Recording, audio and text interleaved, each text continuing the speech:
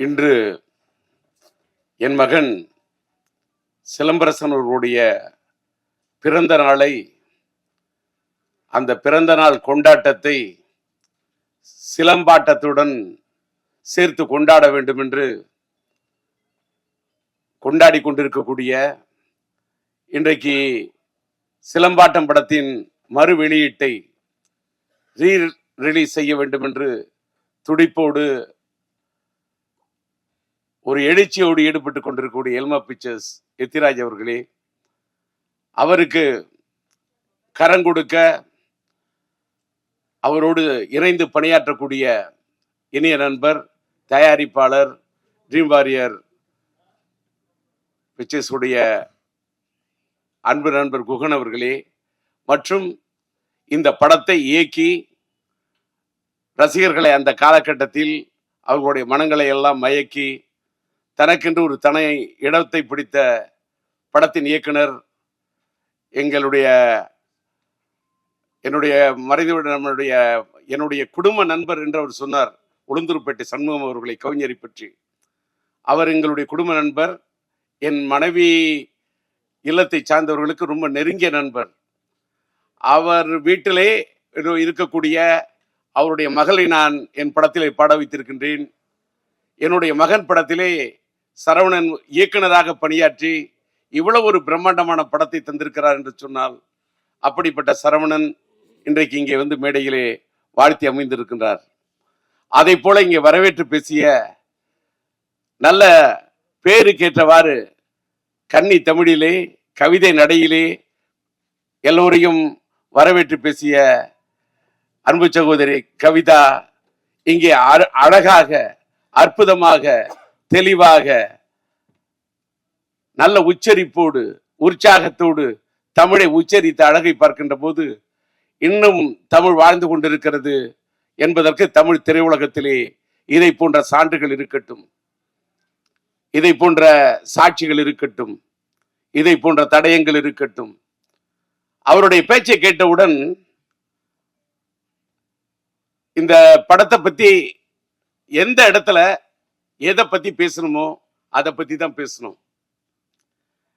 அந்த அம்மா என்ன பார்த்த உடனே, நான் இங்கே வந்திருக்கிறது, நானும் ஒரு பார்வையாளராக வந்திருக்கின்றேன். நான் இப்பெல்லாம் எந்த மேடைக்கும் அதிகமாக போறதில்லை. சமீபத்தில் என்னுடைய இனிய நண்பர், என்னுடைய முன்னோடி, எனக்கு பிடித்த இயக்குனர் பாக்கியராஜ் அவர்களுடைய 50 ஆண்டு கால பாராட்டு விழாவுக்கு செல்ல வேண்டும் என்று நான் கலாட்டா.com ஏற்பாடு செய்திருந்த அந்த நிகழ்ச்சிக்கு சென்றிருந்தேன். அதுக்கு காரணம் என்னன்னா, எல்லாரும் நினைப்பீங்க கூப்பிட்டோன்னு போயிடும். கூப்பிடுற விதத்தில் கூப்பிட்டாரு, அன்பா கூப்பிட்டாரு, பண்பா கூப்பிட்டாரு, பக்குவமா கூப்பிட்டாரு பாக்கியராஜ். அவரே கூப்பிட்டாரு, அதனால மட்டும் போனேன். அதே மாதிரி இந்த நிகழ்ச்சியில் நான் இங்க நிக்கிறதுக்கு காரணம், ஒரு விநியோகஸ்தரை மதிக்க வேண்டும். இன்னைக்கு நம்ம எல்மா பிக்சர்ஸ் எத்திராஜ் இந்த படத்தை வெளியிடுகிறார் என்று சொன்னால், ஏதோ எங்கிருந்து ஒரு கரும்பு தோட்ட வியாபாரம் பண்ணிக்கிட்டு இருந்தேன், நான் காய்கறி வியாபாரம் பண்ணிக்கிட்டு இருந்தேன், ஆனாலும் எனக்கு சினிமா மேல ஈடுபாடு, யாருக்கு வேணாலும் சினிமாவில் ஈடுபாடு வரலாம், அது வேற விஷயம். அவங்க சினிமாவை ரசிக்கலாம், சினிமாவில் என்ன வேணா பண்ணலாம். ஆனால் அவர் விநியோகஸ்தராக இருந்து கிட்டத்தட்ட எனக்கு தெரிஞ்சு ஒரு 15 படங்களுக்கு மேல, என்னுடைய மகனுடைய மாநாடா இருக்கட்டும், மார்க்காண்டரியா இருக்கட்டும், மார்த்தட்டி சொல்லக்கூடிய அளவுக்கு படங்களை, அது அவரு கோயம்புத்தூரை சேர்ந்தவர், அத்தனை படங்களை வெளியிட்டு பார்த்தவர். அவருக்கு இந்த படத்தின் மீது ஒரு தாளாத ஒரு இது. அவருக்கு பாலன் என்று என்னுடைய இனிய நண்பர் தான் இந்த படத்தை வாங்குவதற்கு, இது எல்எம்எம் இந்த படத்தை தயாரித்தது என்னுடைய இனிய நண்பர், மறைந்துவிட்ட LMM Lakshmi movie makers Murali அவர்கள். இங்க சரவணன் சொன்ன மாதிரி இந்த படத்துடைய பட்ஜெட் பெரிய பட்ஜெட். அந்த காலகட்டத்தில் இந்த படம் ரொம்ப பெரிய பட்ஜெட். அதை எடுக்க அவர் தயங்கிய போது, நாம் இன்னைக்கு எல்எம் முரளியோட பையன் கோகுல் அவர் இருக்காரு, கோகுலுக்கு கூட தெரியும், அந்த தயாரிப்பாளருக்கு முரளிக்கு அந்த அளவுக்கு நான் உறுதுணையாக அவருக்கு உற்சாகத்தை ஊட்டி ஊக்கத்தை கொடுத்து இது பண்ணு. நான் பட்ஜெட் எப்படின்னா, முரளி சார், சரவணன் நீங்க கேளுங்க, சரவணன் சொன்ன சப்ஜெக்ட், அதுக்கு என்ன தேவைன்னு யோசிக்காதீங்க. பட்ஜெட் சப்ஜெக்ட பாருங்க, பட்ஜெட்டை பார்க்காதீங்க. அடிச்சு அடிச்சு சொன்னேன். அதே மாதிரி அவரால் முயன்ற அளவு அந்த காலத்துல இந்த படம் ஒரு பெரிய பட்ஜெட் படம், அந்த அளவுக்கு அவர் எடுத்திருந்தாரு. அப்படிப்பட்ட ஒரு தயாரிப்பாளர். அந்த படம் அந்த காலத்திலேயே இதுல வந்து என்னுடைய சிலம்புடைய இனிய நண்பர் என்னுடைய காதல் எழுவதில்லை படத்தில் இது பண்ணி, அதுக்கப்புறம் மன்மதன் படத்தில் சிலம்பால இது பண்ணப்பட்ட நம்முடைய நண்பர் சந்தானம் இந்த படத்துல அற்புதமான காமெடி ரோல் பண்ணியிருப்பாரு. படம் வந்து சார், என் பையன் என் பையனோட பிறந்த நாள் இன்னைக்கு வந்து அந்த படத்தை பத்தி நான் சொல்றதை விட இந்த ரீரிலீஸ் காலகட்டத்தில், ரிலீஸ் காலத்தை விட இந்த ரீரிலீஸ் காலம் இது ஒரு மாறுபட்ட காலம். இது ஒரு ஏஐ காலம், இது ஒரு சாட் ஜிபிடி காலம். இன்னைக்கு ரீரிலீஸ், இன்னைக்கு டிஜிட்டல் வேர்ல்டு. படங்கள்லாம் இன்னைக்கு டிஜிட்டல் அவுட்புட்ல இன்னைக்கு இருக்கக்கூடிய சவுண்டு எல்லாமே வேற ரேஞ்சு. நான் அதை என்ன சொல்றேன்னு சொன்னாக்கா, நான் அப்படி பார்க்குறேன், படத்தை பார்க்குறேன், பிரமிக்க வைக்குது. என் பையங்கிறதெல்லாம் அதெல்லாம் தூக்கி அந்த வைக்கணும். நான் முதல்ல படைப்பாளி அப்படிங்கிறத விட நான் பெரிய ரசிகன். நான் எல்லா படத்தையுமே ரசிப்பேன். நான் பயங்கர கலா ரசிகன், தியேட்டர்ல போய் படம் பார்க்கக்கூடிய ரசிகன். இந்த படம் நான் தியேட்டர்ல பார்த்தேன்.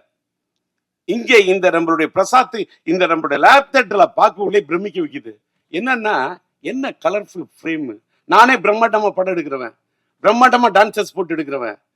அந்த தமிழன் அந்த பாட்டுக்கு, தமிழன்னு சொல்லக்கூடிய அந்த பாட்டுக்கு என்ன கலர்ஸ், என்ன டான்சர்ஸ், என்ன கோரியோகிராஃபி, அதுல என்ன ஆர்ட் டைரக்ஷன், அதுல வந்து அவரு ஒவ்வொரு ஃப்ரேமும், அந்த ஃப்ரேம் ஒன்னொன்னுத்திலையும் அது ஜொலிக்குதுன்னா பேசிக்கலி அவர் கேமராமேன், அந்த ஒளிப்பதிவாளராக இருந்து தன் உள்ளத்தில் பதிவு செய்த விஷயத்தெல்லாம் படத்தில் எடுத்திருக்காரு. என்னடா இதுன்னா, ஒரு படத்தை பத்தி பேச வந்தா அதை பத்தி பேசணும், அதோட இயக்குனரை பத்தி பேசணும், அந்த படத்தை இன்னைக்கு பெரும் முயற்சி எடுத்து ரிலீஸ் பண்ணக்கூடிய எத்திராஜை பத்தி பேசணும். அதுக்கு வந்து இந்த படத்துக்கு உறுதுணையாக இருந்து கரம் கொடுத்திருக்கு. இந்த படத்தில் நடித்தது என் மகன், அவரு இந்த படத்துக்கு உறுதுணையாக இருந்தது தயாரிப்பாளர் குகன். நான் என் மகனையும் பார்க்கின்றேன், குகனையும் பார்க்கின்றேன். இன்னொன்னு, இந்த படத்தில் நடித்த ஆர்டிஸ்ட் அத்தனை பேருமே, சந்தானமா இருக்கட்டும், Santhanam yes, Saravanan director yes, சிம்புவோட அந்த தமிழ் கதாபாத்திரத்தில் உயிர் கொடுத்து நடிச்சிருப்பாங்க அந்த அம்மா ஸ்னேகா, அது எஸ். சிலம்பரசனும் ஸ்னேகாவும் அந்த மச்சான் மச்சான் பாட்டு இருக்கு பாருங்க, என்ன மச்சான் பாட்டு, ஒரே ஒரு பாட்டு, தச்சான் மனச தச்சான்னு சொல்லக்கூடிய நான் முத்துக்குமார் எழுதின அந்த பாட்டு, அவங்க ரெண்டு பேரும் வரக்கூடிய அந்த பாட்டு அவ்வளவு பிரம்மாண்டம் எடுத்திருப்பாரு. அப்படியே சும்மா அந்த அவுட்டோர்ல அந்த பாட்டோடைய அந்த பாட்டை எடுக்கிறதுக்கு என்ன வந்து சரவணன் முயற்சி பண்ணிட்டு இருப்பாரு. எல்எம் முரளி வந்து சொன்னப்ப அந்த பாட்டு படத்துல அவ்வளவு லவ்லியா இருக்கும். அது வந்து இளையராஜா அண்ணன் பாடியிருப்பாரு. அந்த பாட்டை அந்த ரெண்டு பேரையும், சிலம்பரசன் ஸ்னேகா ரெண்டு பேரையும் பார்த்தாக்கா, சிலம்பரசன் ஒரு எஸ், ஸ்னேகா அந்த அம்மாவுக்கு ஒரு இனிஷியல் எஸ், இந்த எஸ் சேர்ந்தா டபுள் எஸ், அதாவது எஸ்எஸ்.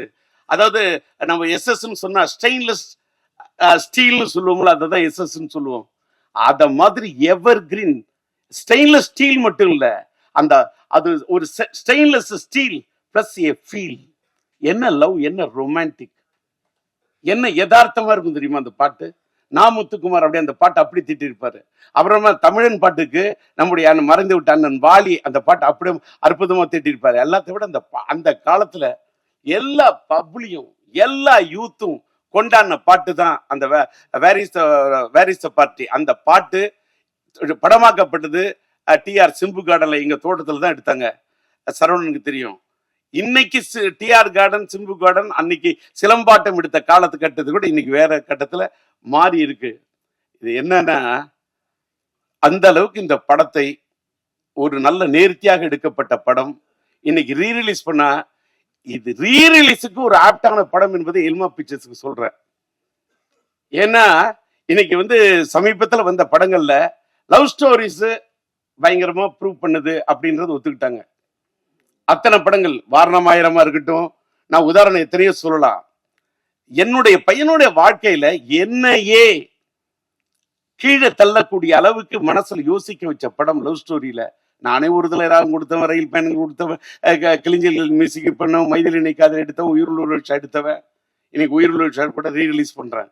That is different. எத்தனையோ லவ் ஸ்டோரி கொடுத்துருக்கேன், பூக்களை பதிக்காத மியூசிக் பண்ணியிருக்கேன்.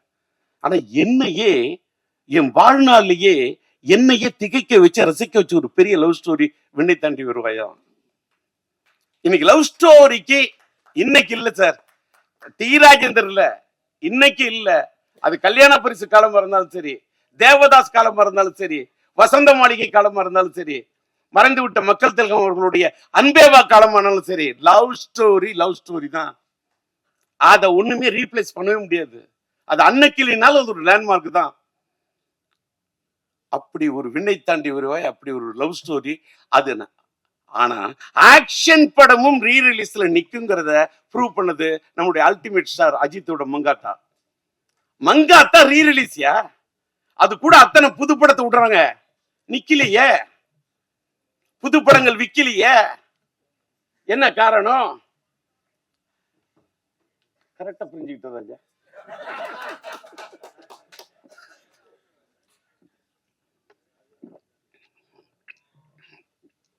பையனோட பிறந்த நாள், உணர்ச்சி வசப்படாம இருக்கணும், தன்மையா பேசணும், மென்மையா பேசணும் அப்படின்னு மென்டலா என்ன ப்ரிப்பேர் பண்ணிட்டு வந்தேன்.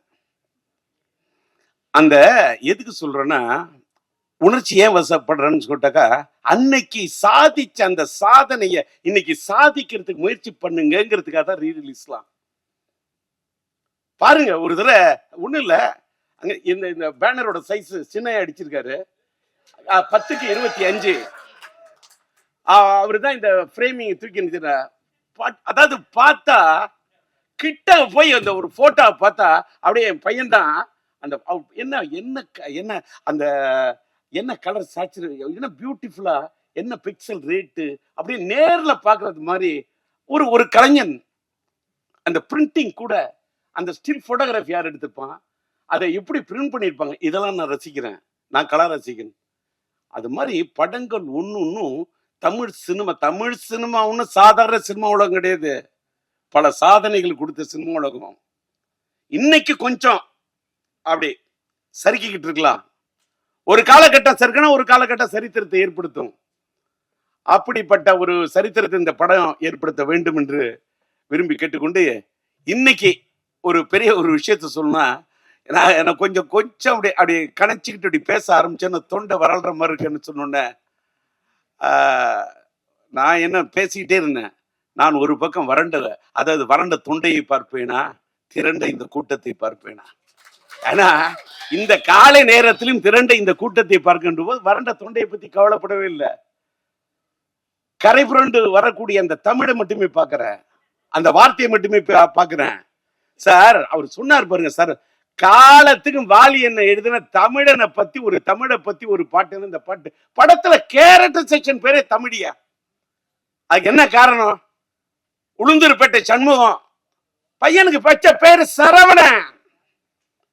சிலம்பரசன் நடிச்ச படம் சரவணன். டிஆர் டைரக்ட் பண்ண படம் எங்க வீட்டு வேலை நடிச்சது. அந்த காலத்துல நம்மளுடைய இளைய தளபதி விஜய் அவர்களோட படத்துல கலக்கன சங்கீதாமா இருக்காங்களே, அவங்க என்னுடைய எங்க வீட்டு வேலன் படத்துல சிலம்பரசனுடைய அந்த காலத்து படத்தில் நடிச்சவங்க. அந்த அப்படிப்பட்ட சரவணன் குடும்ப நண்பர், அந்த தமிழ் பெயர், அவங்க அப்பாவோட பேர் உளுந்தூர்பேட்டை சண்முகம். என்ன முருகனை பத்தி எத்தனை பாட்டு, என்ன நயம், என்ன கலைநயம், என்ன கவிநயம். அப்படி எழுதினவரோட பையனுடைய படைப்பு. படத்துக்கு தலைப்பு வைக்கணும்னா தமிழ், கதாநாயகன் பேர் தமிழியா, படத்தோட டைட்டில் சிலம்பாட்டையா. என் பையனுக்கு நான் வச்ச பேர் சிலம்பரசன். அதை அழகா எடுத்து சொன்னது. எனக்கு பிடித்த ஒரு பெரிய 50 காப்பியங்கள் சிலப்பதிகாரம். எனக்கு பிடிச்சது அந்த இளங்கோவன். என்னால வாழ்க்கையில வாழ முடியாது. இளங்கோவன் படைத்தது அந்த சிலம்பு. இந்த ராஜேந்திரன் கண்டெடுத்தது இந்த சிலம்பு. எனக்கு கிடைச்ச ஒரே சிலம்பு இந்த சிலம்பு தான். அவன் கார் சிலம்பை வைத்துக் கொண்டு விளையாடினான், நான் என் கையில் கிடைத்த சிலம்பை வைத்துக் கொண்டு விளையாடினேன். அப்படிப்பட்ட என் மகனுக்கு சிலம்பரசன் என்ற பெயரை வைத்து, அந்த சிம்பு என்ற பெயர் கூட சிலப்பதிகாரத்தின் அடுத்த இதுன்னு யாருக்கும் தெரியாது. ஏதோ சிலம்பரசனை சுருக்கி சிம்புனோ, அதையும் தமிழோட தான் கூப்பிடுவேன். என் பையனை சிலம்புன்னு கூப்பிடக்குள்ளேயே என்னமோ அரும்பு பூக்குற மாதிரி இருக்கும். அப்படியே தை மாசத்து கரும்பு தோட்டத்தையே கடிச்சு சாப்பிட சிலம்பு, அப்படி கரும்பு சாப்பிடுற மாதிரி சிலம்புன்னு அப்படி தமிழை சொல்லி சொல்லி வளர்த்தவன் சார். அதாவது எல்லாரும் எத்திராஜிங்க எல்லாரும் பையனை பொத்தி பொத்தி வளர்ப்பாங்க. நான் என் பையனை பொத்தி பொத்தி வளர்த்ததே இல்லை. எத்துவேன், ஃபைட்டு, போட வாங்கடா குத்து, அட்ரா, ட்ரம் அடிக்கணும், அடிக்கணும், ட்ரம் அடிக்கணும், பீட்டோட அடிக்கணும்.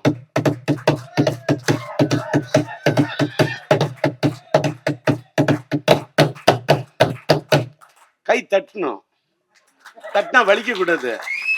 இப்பவும் அடிப்பேன், இப்பவும் ட்ரம் அடிப்பேன்னா, ஏன் அடிக்கிற?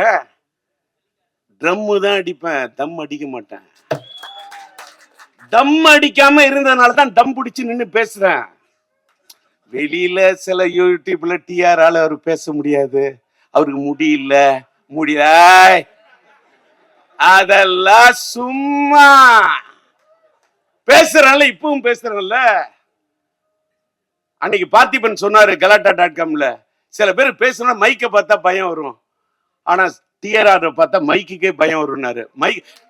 டிஆர பார்த்தா மைக்குக்கு பயம் இல்ல, டிஆர பார்த்தா மைக்குக்கே ஒரு மயக்கம். மைக்குன்னா எனக்கு பிடிக்கும், மைக்குக்கு என்ன பிடிக்கும்? இப்ப தெரிஞ்சுங்க, ஒரு பொண்ணு உயிருக்குயிர நீ நேசிச்சாதான் அந்த பொண்ணு உங்களை நேசிப்பா. அதான் காதல். லவ் என்பது கண்ணாடி மாதிரி, கண்ணாடியில் நீ ஒன்ன பாக்குற மாதிரி ஒரு பொண்ணை பார்க்கணும். கண்ணை பார்த்தா வருவது மட்டும் காதல் அல்ல, உன்னை மாதிரி ஒரு பெண்ணை பார்த்தாதான் காதல். ஏன்னா இந்த வயசுல இந்த ஆள் காதலை பத்தி பேசுறான். அதனாலதான் உயிரில் ஒரு விஷயம் இந்த மாசமே வேலண்டைன்ஸ் டே காதலர் தினத்தை ஒட்டி வருது. ரீரிலீஸ்க்கு ரெடி ஆயிட்டேன். ஆக்சுவலா பாத்தீங்கன்னா இப்பதான் மேட்ருக்கே வரேன்.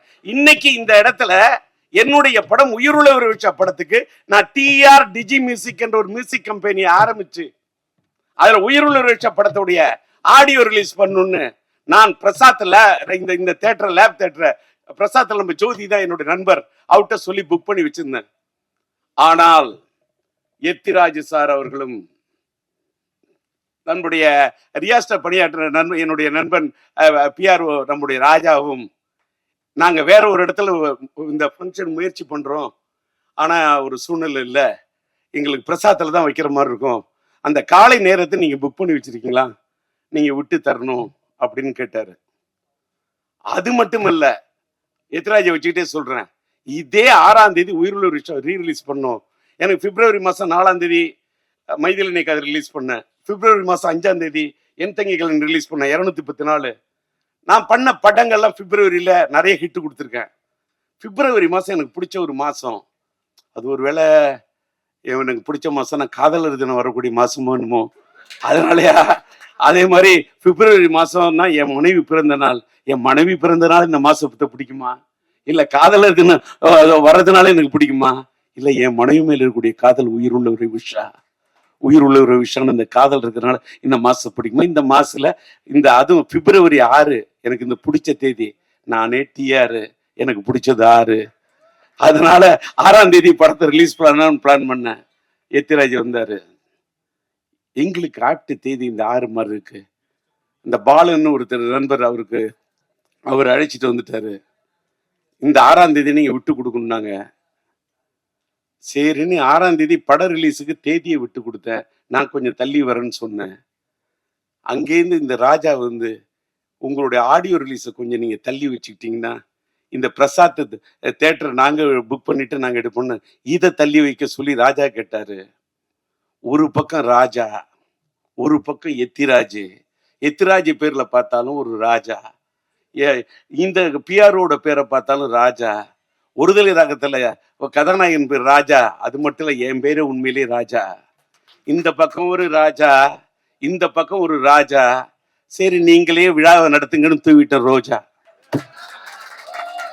ஏன்னு கேட்டா அதுக்கு தகுந்த மாதிரி நான் இன்னைக்கு ஒரு டிஆர் டிஜி மியூசிக்னு ஒண்ணு ஆரம்பிக்கிறோமே, என் பையனோட பிறந்த நாள்ல அதை பிறக்க வைப்போம். ஒரு ஒரு மியூசிக் கம்பெனி, இன்னைக்கு மியூசிக் கம்பெனில பெரிய ஏகப்பட்ட பிரச்சனை. அதெல்லாம் பேசினா தலைப்பு மாறிடும். அது மறுபடியும் தனியா பேசுறேன். இன்னைக்கு வந்த இடத்துல வந்தது மட்டும் பேசணும். கண்டதையும் பேசினா அது முறை இல்லை. அதனால கொடுத்துட்டேன். இந்த தேதியும் விட்டு கொடுத்தேன், இந்த இடத்தையும் விட்டு கொடுத்தேன். சார் எனக்காக என்னையும் கொடுத்தேன். என்ன கொடுத்து தானே சார் என் பையனே வந்தான். என்ன கொடுத்து என் பையனுக்காக என்ன வேணா கொடுப்பேன், எதை வேணா கொடுப்பேன், என்னையே கொடுப்பேன், என்ன எதை வேணா கொடுப்பேன், என் வாழ்க்கையை கொடுப்பேன். இடத்த கொடுத்தேன். என் பையனுக்கு நான் தடத்தை கொடுத்தேன், என் பையனுக்கு இடத்த கொடுத்தேன், என் பையனுக்கு படத்தை கொடுத்தேன். அதனாலதான் இன்னைக்கு சரவணன் சொன்ன மாதிரி இத்தனை 5 வருஷம் இல்லையா, 50 வருஷம் வந்தா கூட நாங்க சிம்புவோட ரசிகன் இருக்கான் பாரு. சிம்புவோட ரசிகன் யாருக்கு இப்படி ஒரு ரசிகன் கிடைக்க கூட, அப்படி ஒரு பேரை எடுத்து அப்படி ஒரு ரசிகர்களை சம்பாதிச்சிருக்க ஒரு பையனை பெற்றிருக்கேன். இன்னைக்கு காலையில நம்மளுடைய சூலம் படத்தோட டைரக்டர் நம்மளுடைய எம் பாஸ்கருடைய மகன் பாஸ்கர் வந்து ஒரு பேட்டி கொடுத்திருக்காரு போல இருக்கு. யூடியூப்ல பார்த்தேன். காலையில 4 மணிக்கெல்லாம் எழுந்துச்சேன். ராஜாட்ட சொல்லிட்டு எத்தனை மணிக்கு, நான் 8:30 மணிக்கு, நான் 8:30 மணிக்கு நான் ரெடி ஆகிட்டு இருக்கேன்.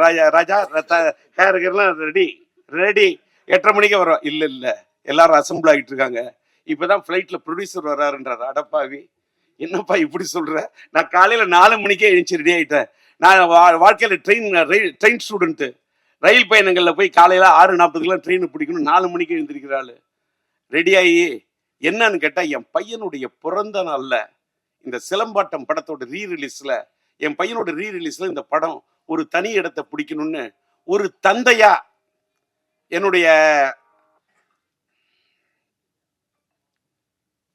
என்னுடைய ஆர்வம். அதுக்காக எனக்கு என்ன கேட்டா, விட்டு கொடுத்ததுக்காக இது பண்ணல. நான் என் பையனுக்காக தள்ளி வரேன். என் பையனுக்காக தள்ளி வராம நான் யாருக்காக தள்ளி வருவேன்? அது மட்டும் இல்லை, இதே மாசத்துல ஒரு வேளை நம்மளுடைய என்னுடைய இனிய நண்பர் நம்முடைய இளைய தளபதி விஜய் அவர்களுடைய ஜனநாயகன் வருதுன்னா கூட என் படம் உயிரோட விஷயம் நான் தள்ளி போவேன். சார், நான் என் நண்பர்னு மட்டும்தான் சொன்னேன். அதுக்கு மேல நீ கற்பனை பண்ணிக்கிட்டு பேனாவை எடுத்துக்கிட்டு அப்படி கேமராவை தூக்கிக்கிட்டு ஒளிப்பெருக்கியை பிடிச்சுக்கிட்டு வந்துடாதீங்க நண்பா. நண்பரா பாக்குறேன். அவரு என் கலை உலக நண்பர். நான் புடியிலேயே போய் புடின்னு பிடிச்சாலு. அதனால விட்டுருங்க. அதனால இன்னைக்கு பேசுனதுல ஏதாவது ஒரு கிளி பேசுனதுல வந்து வந்தாரு டிஆர் என்ன எல்மாவை பத்தி பேசுறாரு, ஏதாவது ஒரு கில்மாவா பேச மாட்டாரா அப்படின்னு உங்களுக்கு ஒரு எண்ணம் வரக்கூடாதுல்ல. அதுக்காக தான் இதெல்லாம் பத்தி எல்மாவை பத்தியும் பேசுவேன், சினிமாவை பத்தியும் பேசுவேன், இப்படி கிளிப்பா கொஞ்சம் கில்மாவும் பேசுவேன். அதான் டிஆர். அதனால இன்னைக்கு காலையில நான் பேச வந்த இது என்னன்னு கேட்டா, பாஸ்கர் பேசுனதை பார்த்த உடனே சார் ரொம்ப சந்தோஷமாயிடுச்சு. என்னன்னா, பாஸ்கர் சொல்றாரு, என்னுடைய மீடியா நண்பர்கள் நிறைய பேர் இருக்காங்க. இதை வச்சுக்க, இந்த போன அது ஃபிளைட் மோட்ல போட்டுருன்னு மறந்துட்டேன். ஃபிளைட்ல என்ன ஃபிளைட் மோட் போடலாம். அவர் கல்ல பேசுறாரு. என்னன்னு கேட்டா, டிஆர் வந்து அந்த காலத்துல என்னோட பழைய டி ராஜேந்திரன் உஷா பத்திரிகையில பணியாற்ற நண்பர்களா இருக்காங்க. அவங்க பல பேர் சொன்னதை வச்சு அவர் ஒண்ணு சொல்றாரு. டிஆர் அவரோட படத்தை பிஎன்சி ஓட்டு வரான். தியேட்டருக்காரங்க வந்து, ஐயா நாங்க இதுல ஓட்டிக்கிறோம், சம்பாதிக்கிறோம், 25 10,000 என்ன கேட்கறவங்களோ பிஎன்சிக்கு பொட்டியை தூக்கி கொடுத்துட்டு, அந்த டிஆருக்கு அந்த பொட்டியை கொடுத்த பணத்தை வாங்கிட்டு அதை எடுத்துட்டு மேல கூட போக மாட்டாரு. யாரு வந்தாலும் அந்த தன்னுடைய உன் வீட்டுல உடம்பு சரி, அவர் பேசுறது அப்படியே சொல்ற, உன் வீட்டுல உடம்பு சரியா இருந்தா வச்சுக்க, உனக்கு இது உன் புள்ள படிக்கணுமா வச்சுக்க அப்படின்னு பணத்தை கொடுப்பாரு அப்படின்னு அவர் சொன்னாரு. அவர் அதை சொல்லிட்டு அதே மாதிரிதான் அவரோட பையன் சிலம்பரசன் ஒண்ணு சொன்னாரு. அங்கதான் சார் நான் சந்தோஷப்பட்டேன். இன்ற போதும் பெரிதுவக்கும் அன்னை தன் மகன் சான்றோன்னு என்ன கேட்ட தாய். என் பையன் அப்படி நடிப்பான், என் பையன் இப்படி நடிப்பான், என் பையன் அப்படி திறமை உள்ளவன், அதுல எல்லாம் எனக்கு இல்லை சார். அவரு சொன்னார்ல, யாராருக்கு எத்தனை பேருக்கு மருத்துவ உதவி பண்ணுவான் அந்த பையன் சிலம்பரசன். ஆனா வெளியில பெரிய பெரிய பத்திரிகையாளர்களுக்கு மீடியா கொடுத்தா கூட வெளியில தெரியாம உதவி பண்ணுவான்னு சொன்னாரு பாருங்க. அந்த வார்த்தை என்ன ரொம்ப காலையில ரொம்ப டச் பண்ணுச்சு. ஏன்னு கேட்டாக்கா, இன்னைக்கு நான் இன்னைக்கு வந்து பாராட்ட வந்த படம் வந்து என்ன படம், இன்னைக்கு வந்து சிலம்பாட்டத்துக்கு வந்திருக்கேன். என்ன இந்த சிலம்பாட்டம் அப்படின்னு சொல்ல காலையில பாக்குறேன். என் பையன் சிலம்ப பத்தி அவர் பேசுறாரு. அவரு ஒரு திரையுலகத்தில் அவங்க அப்பா ஒரு சாதிச்ச ஒரு பெரிய ஒரு இயக்குனர். நம்முடைய சூப்பர் ஸ்டார் ரஜினி அவர்களையே ஒரு கதாநாயகனை உருவாக்கக்கூடிய ஒரு படத்தை உருவாக்கிய ஒரு இயக்குனர் அவங்க அப்பா. சாதாரண இயக்குனர் எல்லாம் கிடையாது. ரஜினி சார் இல்லை என்று சொன்னாலும் அன்பு அண்ணன் சிவகுமார சாரை வச்சு கூட வெற்றி படங்களை கொடுக்கக்கூடிய திறமைசாலி அவங்க அப்பா, என்னுடைய இனிய நண்பர். அவரு என் பையனை பத்தி சொன்னது எதற்காக சொல்லுகிறேன்? நாம் வாழும் போது எதை சாதிக்கிறோம் என்று சொன்னால் நாம் பதிக்கக்கூடிய தடம் தான். நான் சம்பாதிச்சதுல பாதிக்கு மேல பண்ணிருக்க தர்மம். இது நீங்க பத்திரிகையில போடணும், மீடியாவில போடணும், என்ன வெளியே லைம்லைட்ல, அதெல்லாம் எனக்கு எதுவுமே தேவையில்லை. இன்னைக்கு நான் போய் அமெரிக்கால போய் ட்ரீட்மெண்ட் எடுத்துட்டு வந்து இன்னைக்கு மேய்க்க பிடிச்சா பேசுறேன்னா அதுக்கு காரணம் நான் பண்ண தர்மம், நான் சேர்த்து வச்ச புண்ணியம். போகும்போது எதை எடுத்துட்டு போக முடியும்? எதையும் எடுத்துட்டு போக முடியாது. புண்ணியத்தை மட்டும்தான் எடுத்துட்டு போக முடியும். அந்த புண்ணியத்தை சேர்க்க வேண்டும் என்பதை தான் சார் என் பையனுக்கு நான் கத்துக் கொடுத்தேன். நான் சின்ன வயசுல இந்த தியேட்டருக்காரங்கிட்ட வாங்கின பணத்தை எல்லாருக்கும் அள்ளி கொடுக்கறத பார்க்க உள்ள ஒரு நாள் என் பையன் வந்தான். சிம்பு, சிலம்பாட்டத்தை பத்தி பேசுறேன். சிம்பு வந்தான். அப்பா எல்லாருக்கும் பணம் கொடுக்குற, எனக்கு கொஞ்சம் தருவியா? அந்த பை நிறைய பணம் இருக்கு, எனக்கு வேணும்னா. எடுத்துக்கோ, உனக்கு என்ன வேணும்? சாக்லேட் வேணுமா? சாக்லேட் வேணும். சாக்லேட் வாங்க போற? இல்லை, நான் கொடுக்க போறேன். யாருக்குன்னு கேட்டேன். நீங்க எல்லாருக்கும் கொடுத்தீங்களே, அது மாதிரி நான் கொடுக்கணும்னா. அந்த பணத்தை நான் உள்ள போய் உட்காந்துட்டு சரி நீ கொடுப்பான்னு சொல்லிட்டு போயிட்டு அந்த கதவை திறந்து வச்சுட்டு பாக்குறேன் சார். இது கற்பனை அல்ல சார். ஒவ்வொருத்தன் தான் வச்சுக்க, பணம் என்றது கூட இல்லை. அப்படியே அந்த கட்டா இருக்கிற பணத்தை எடுத்து எடுத்து கொடுத்துக்கிட்டே இருக்கான். அப்படியே கண்ணு அப்படியே தாரே ஒடிஞ்சிச்சு சார். ஐஎம் லிட்டில் சார், ஆவேன் நான் சூப்பர் ஸ்டார் பாட்டில் இருப்பேன். என் தந்தை போல நானும் பேரெடுப்பேன், எல்லோரின் மனதிலும் இதயத்திலும் இடம் பிடிப்பேன்னு சொன்னேன். வள்ளலாய் வாழ்வேன்னு வாரி வாரி கொடுப்பேன், வள்ளலாய் வாழ்வேன்னு அவனுக்கு ஷார்ட் வச்சு எடுத்திருப்பேன். அப்படி ஒரு பையனா என் பையன் இருக்கனான்னு சொன்னா, என் பையனுக்கு நான் சொல்லி கொடுத்தேன் சார், வளர்த்த. எப்படின்னு கேட்டாக்கா, சில விஷயத்தை பார்த்தா கல்வி தந்தை நீ யார மாதிரி இருக்கணும் அப்படின்னு ஒண்ணுன்னா சொல்லுவேன். நீ கல்வி கொடுத்த அந்த எளிமையின் சின்னம் என்று சொன்னார். நீ கல்வி தந்தை, கல்வியை அள்ளி கொடுத்த நம்முடைய யார மாதிரி இருக்கணும்? நீ இருக்க வேண்டும் காமராஜர் ஆட்டம். அதை போல கன்னி தமிழ் என்று சொன்னால் அந்த எழுதுகோளை பிடித்தால் நீ இருக்க வேண்டும் கலைஞர் ஆட்டம். அதை போல அள்ளி குடிப்பதிலே நீ இருக்க வேண்டும் மக்கள் திலகம் எம்ஜிஆர் ஆட்டம். அடுத்தவர்களுக்கு உதவி செய்வதில் நீ இருக்க வேண்டும் நம்முடைய கேப்டன் ஆட்டம். அதை போல நீ ஸ்டைல் என்று சொன்னால் அந்த நடிப்பில் இருக்க வேண்டும் சூப்பர் ஸ்டார் ரஜினி ஆட்டம். கலையான நடிப்பென்றால் நீ இருக்க வேண்டும் நம்முடைய கமலாட்டம். அதை போல அசால்ட்டா அலட்டி கொள்ளாத ஒரு மனிதராக இருக்க வேண்டும் என்று சொன்னால் நீ இருக்க வேண்டும் அஜித் ஆட்டம். அதை போல தளராத முயற்சியோடு இருக்க வேண்டும் என்று சொன்னால் நீ இருக்க வேண்டும் இளைய தளபதி விஜய் ஆட்டம். அதை போல நீ வாழ்க்கையிலே அள்ளி கொடுப்பதில் இருக்க வேண்டும் கர்ணனாட்டம். நீ வாழ வேண்டும் வள்ளலாட்டம், நீ வாழ வேண்டும் வள்ளலாராட்டம் என்று இப்படி என் பகையனுக்கு சொல்லிக் கொடுத்தேன். பல ஆட்டம் ஊரிலே நான் பார்த்தது உண்டு. பல ஆட்டம், மானாட்டம், மயிலாட்டம், குயிலாட்டம், கரகாட்டம், சிலம்பாட்டம் என்று பார்த்ததுண்டு. பல ஆட்டம் என்னாலும் ஆட முடியும், பல ஆட்டம்.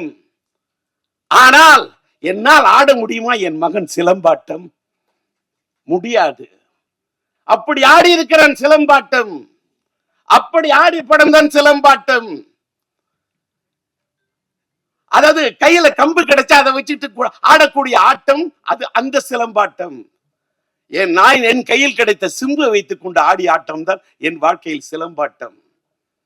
அன்னைக்கு நான் என் பையனுக்கு சிலம்பரசன் வைத்த பெயரை எடுத்துத்தான் நம்முடைய சரவணன் அவருடைய படத்துக்கு சிலம்பாட்டம் என்று வைக்கிறேன் என்று பெயர் வைத்தார். இன்றைக்கு பார்த்தால் அவருக்கு சிலம்பரசன் என்று பெயர் எடுத்தேன். சிலம்பரசன் என்ற பெயரில் சிலம்பை எடுத்தார் சரவணன். இன்றைக்கு வெற்றி பட இயக்குனர் வெற்றிமாறன் அவர்கள் சிலம்பரசன் என்பதிலிருந்து நம்முடைய கலைப்புலி தானி தயாரிக்கும் அந்த படத்துக்கு அரசன் என்று பெயர் வைத்திருக்கின்றார். நான் என்ன சொல்லுறேன், ஒரு ரீரிலீஸ் வரலாற்றில் ஒரு புதிய வரலாறை படைக்க வேண்டும் என்று நினைத்த எத்திராஜுக்கு என் மனமார்ந்த நன்றி. இயக்குனர் சரவணனுக்கு என்னுடைய மனமார்ந்த நன்றி.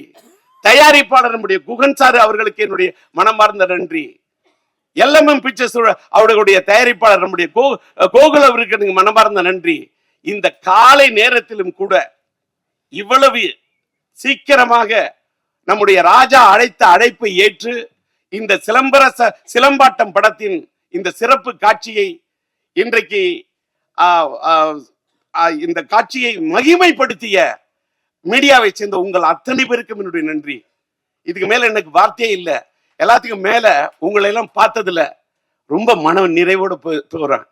வீட்டுக்கு புறப்பட்டு போறேன். வீட்டுக்கு போய் என் பையனோட பிறந்த தினத்துக்காக ஏன்னு கேட்டா இதே இடத்துல இன்னும் ஒரு சில தினங்கள்ல உயிருள்ள படத்தை ரீரிலீஸுக்கு ஆடியோ ரிலீஸுக்கு வருவேன். அப்பயும் நான் உங்களை சந்திப்பேன்.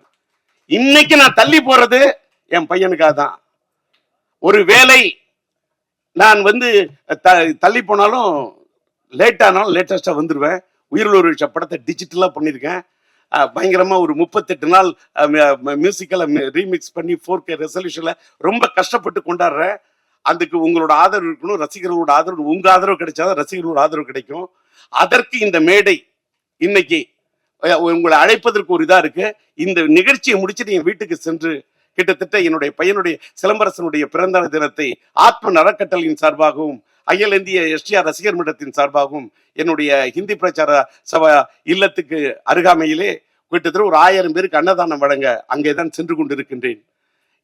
இந்த நேரத்தை எங்களுக்காக சிலம்பாட்டம் எங்களுடைய இந்த யூனிட்டுக்காக ஒதுக்கி நீங்கள் ஒத்துழைப்பை கொடுத்த உங்க அத்தனை பேருக்கும் காலத்துக்கும் என்னுடைய மனமார்ந்த நன்றி என்பதை தெரிவித்து விடைபெறுகிறேன்.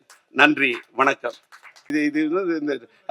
இந்த டிஆர்பி ரேட் எடுத்துறது டிவில எல்லாம் சொல்லுவாங்க, டிஆர் வந்துட்டாரு பண்ணும். அதெல்லாம் இன்னைக்கெல்லாம் போய் என் பையன் நல்லா இருக்கணும் அப்படின்னு வாழ்த்தக்கூடிய இந்த மக்கள்லாம் வாழணுங்க. அவ்வளவுதான். மறுபடியும் அதுலயே நிக்கிறம்மா. நீ எல்லாம் ஏதாவது கட்சியில போயின்னா அழகா ஓட்டு கட்டு வாங்கிட்டு போன. ரெடி இருக்கு. அம்மாடி ஆத்தாடி உன்னை எனக்கு தரியாடி, நீ பாதி அண்ணாம் பாதி சேர்ந்து புட்டா சிவஜாதி. அரைச்சம்மாவ அரைப்போமா, துவைச்ச துணிய துவைப்போமா. அரைச்சம்மாவ அரைப்போமா, துவைச்ச துணிய துவைப்போமா. எம்மா எம்மா எம்மா எம்மா மாயம்மா எம்மம்மா எம்மாடி ஆத்தாடி உன்னை எனக்கு தரியாடி, நீ பாதி அண்ணாம் பாதி சேர்ந்து புட்டா சிவஜாதி. இது ஏஐ வாய்ஸ்லாம் இல்ல, என்னோட ஒரிஜினல் வாய்ஸ்.